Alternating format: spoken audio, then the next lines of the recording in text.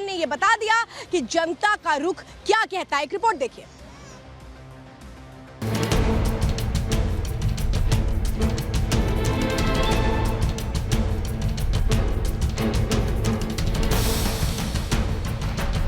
Indian political league के पहले चरण का रण आज पूरा हुआ। सियासी खिलाड़ियों के भविष्य का फैसला वोटर्स ने ईवीएम में कैद कर दिया। चुनावी मैदान में सभी दिग्गज अपनी अपनी जीत का दावा कर रहे हैं, लेकिन इस रण में किसने जीत की सेंचुरी लगाई और कौन जनता की गुगली पर बोल्ड हो गया, इसका पता 4 जून को चलेगा। 21 राज्यों की 102 लोकसभा सीटों पर आज सुबह से ही पूरे देश की नजर थी। इनमें कई ऐसी हॉट सीटें भी थीं जो पिछले कुछ दिनों से सुर्खियां बटोर रही थीं। पहले चरण के चुनाव में मोदी कैबिनेट के कई दिग्गजों के भविष्य का फैसला भी जनता ने तय कर दिया है। चलिए बात सियासत के उन दिग्गजों की ही कर लेते हैं जिन पर आज फोकस रहा। नागपुर कई कारणों से चर्चा का केंद्र बना हुआ है। आरएसएस का मुख्यालय होने की वजह से यहाँ बीजेपी की जमीनी पकड़ बेहद मजबूत है। शिवसेना के गढ़ को भेदकर केंद्रीय मंत्री नितिन गडकरी यहाँ से हैट्रिक लगाने का दावा कर रहे हैं। नागपुर में मैं बहुत अच्छे मार्जिन से जीतूंगा, ऐसा 100% नहीं, 101% मुझे विश्वास है। और हमारे देश में मोदी जी के नेतृत्व में हम 400 पार होंगे, ये भी पूरा। सहारनपुर का रण भी बेहद रोमांचक है। यहाँ बीजेपी और कांग्रेस की सीधी टक्कर है। राघव लखनपाल यहाँ से मौजूदा सांसद हैं और एक बार फिर कमल खिलाने का दावा कर रहे हैं। वहीं कांग्रेस के इमरान मसूद हिंदू वोटर्स को लुभाने के लिए मंदिर की सीढ़ियां भी चढ़ गए। जिस पार्टी ने राम मंदिर की प्राण प्रतिष्ठा से दूरी बना ली थी, उसके प्रत्याशी का मंदिर जाना जनता को कितना भाया, ये तो 4 जून को ही पता चलेगा। वोटर तो देख रहा है, देश का संविधान खतरे में, संविधान को बचाने के लिए वोट पड़ रहा है। हमने नारा दिया था, मेरा मान मेरा संविधान, वही चल रहा है। चुनाव जीत रहे हैं भैया, वोटर चुनाव जीत रहे हैं। लाइन देखिए, रघुकुल रीत सदा चली आई, प्राण जाई पर वचन न जाई।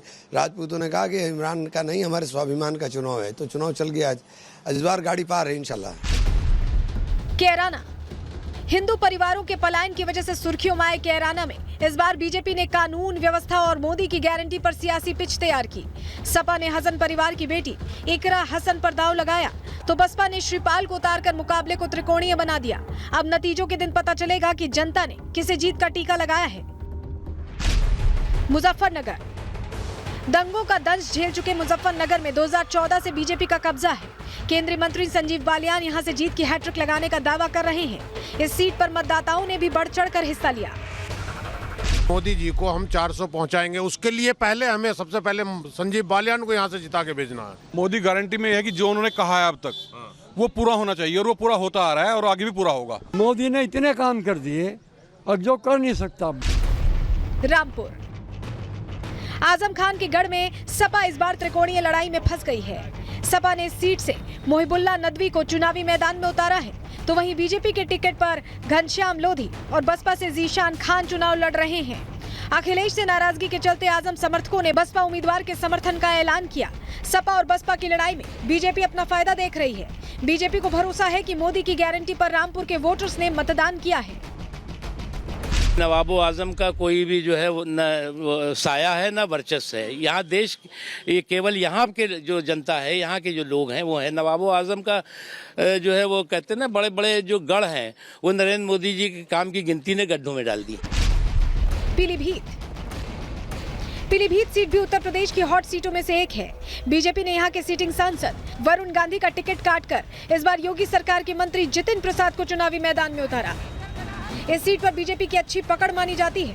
इस सीट पर जितिन की टक्कर सपा के भगवत शरण गंगवार और बसपा के अनीस अहमद खान से है। मतदाताओं के उत्साह को देखते हुए जितिन ने यहाँ अपनी जीत का दावा किया है।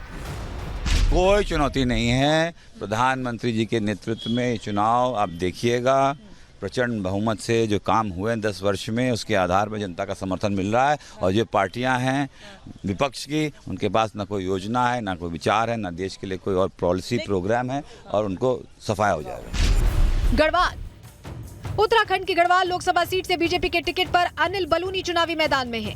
मोदी की गारंटी और गढ़वाल में हुए 10 सालों के विकास कार्यों के दम पर बलूनी को भरोसा है कि 4 जून को नतीजे उनके पक्ष में आएंगे।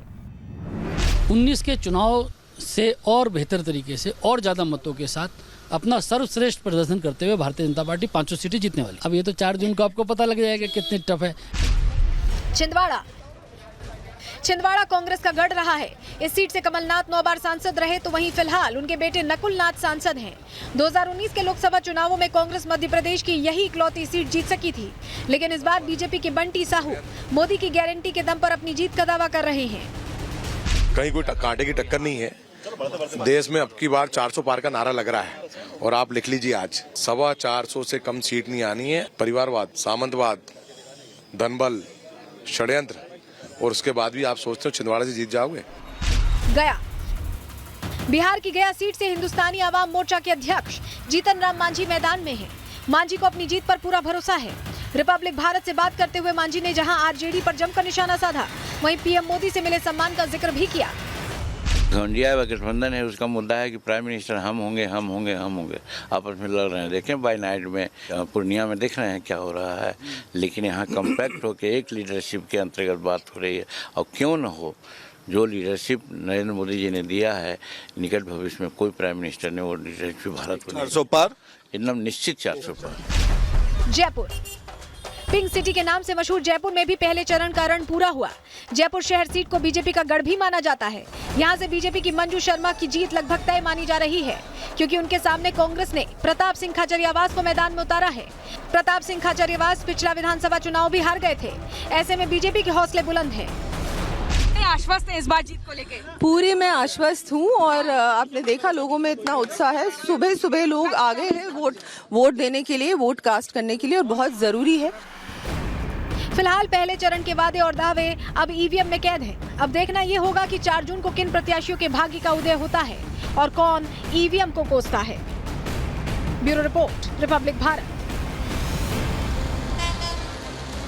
तो आज 102 वो सीटें लोकसभा की सीटें जहां पर मतदान संपन्न हुआ, और उसमें उत्तर प्रदेश की 8 सीटें रहीं, जिसमें एक रामपुर भी है, पीलीभीत भी। और पीलीभीत का सीधे रुख कर लेती हूं, जहां मेरी सहयोगी अनामिका पांडे हैं, जो सुबह से ही लगातार आपको हर तस्वीर दिखा रही थी पोलिंग स्टेशन पर, और साथ ही साथ जितिन प्रसाद से उन्होंने बात भी की। Anamika, over to you.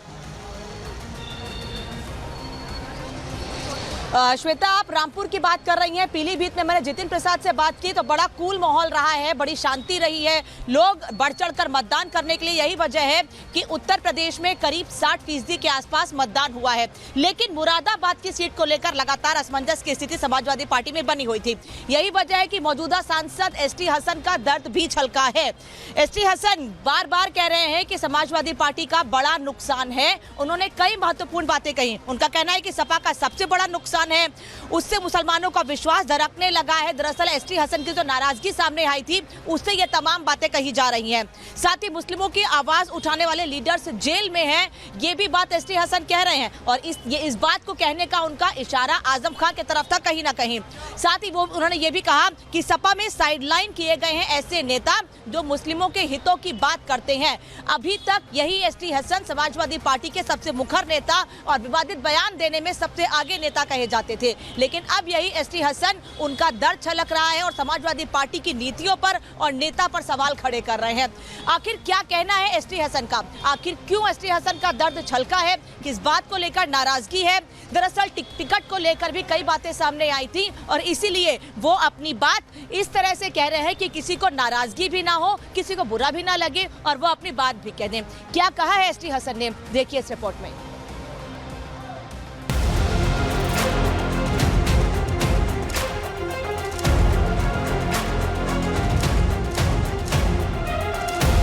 Uttar Pradesh में समाजवादी पार्टी के सबसे विश्वसनीय वोटर यादव और मुसलमान ही रहे हैं।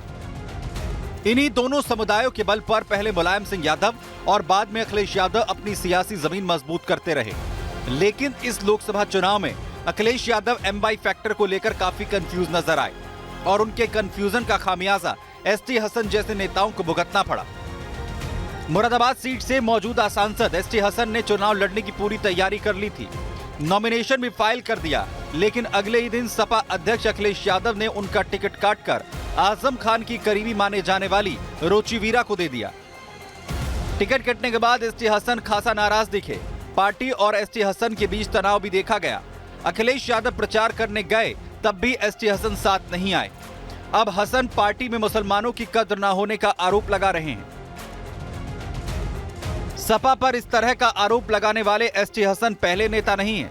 इससे पहले कई बार सार्वजनिक मंचों से एआईएमआईएम चीफ असदुद्दीन ओवैसी ने सपा में मुस्लिमों को सम्मान न मिलने का आरोप लगाया है। मुसलमानों की अनदेखी की वजह समझने के लिए पहले अखिलेश के कंफ्यूजन की वजह को समझना जरूरी है। दरअसल अखिलेश यादव नए राजनीतिक प्रयोग के चलते इस लोकसभा चुनाव में चारों तरफ से घिर गए। सियासी जानकारों की माने तो अखिलेश अपनी पार्टी पर लगे यादववादी तमगे को हटाना चाहते थे। यही वजह रही कि उन्होंने दूसरी जाति के नेता को प्रदेश अध्यक्ष बनाया। वहीं हिंदुओं को अपनी ओर करने के लिए अखिलेश ने सॉफ्ट हिंदुत्व वाली राजनीति शुरू की। उन्होंने लखनऊ सहित कई जिलों में ब्राह्मण सम्मेलन किए, लेकिन स्वामी प्रसाद मौर्य जैसे नेताओं ने उनकी इस रणनीति पर बट्टा लगा दिया। लोकसभा चुनाव आते आते पार्टी के अंदर की कलह भी बाहर आने लगी। माना जाता है कि एसटी हसन का टिकट आजम खान के दबाव में काटा गया, तो वहीं अखिलेश ने मौलाना मोहिबुल्ला नदवी को रामपुर में उतारा तो आजम समर्थकों ने विरोध शुरू कर दिया। अखिलेश के ये सियासी प्रयोग ही सपा पर भारी पड़ रहे हैं, जहां मुस्लिम और यादव वोटर खुद को ठगा महसूस कर रहे हैं। वहीं एसटी हसन जैसे नेता अब नई राह तलाश सकते हैं। अब देखना यह होगा कि 4 जून के नतीजे सपा को कितना झटका देते हैं। Bureau report, Republic Bharat.